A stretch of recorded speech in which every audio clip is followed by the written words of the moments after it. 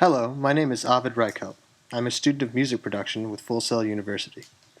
Today I will be interviewing an old friend of mine who is in the commercial art field and will be completing his degree in the field in the near future.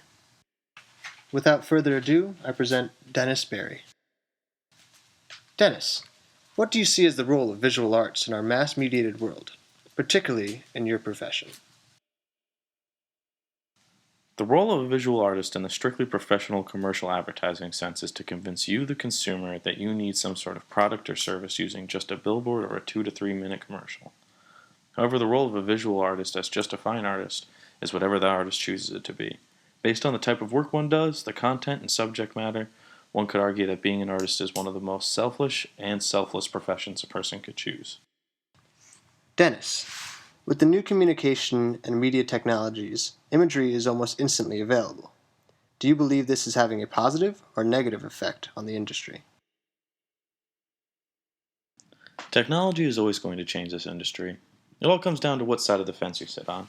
There are some people who believe that art is done on a piece of paper or in a studio and can never be duplicated on a computer, while there are others who feel the opposite. I believe that quicker access to images will always be beneficial to the artist, no matter what side of that fence they sit on. Websites such as Obsessed Artist and DeviantArt.com. What popular images do you see that are frequently rechanneled throughout the entertainment industry?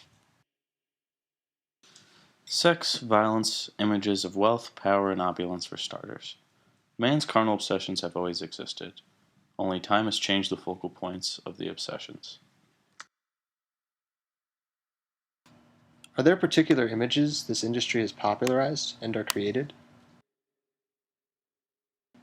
Of course, if you're attempting to sell things based on an image, why wouldn't you popularize and or create images to do so? In advertising, that's the name of the game, such as the Nike symbol.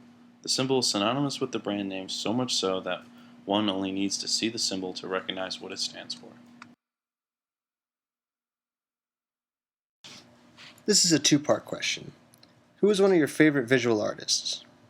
And what is your favorite style of visual art?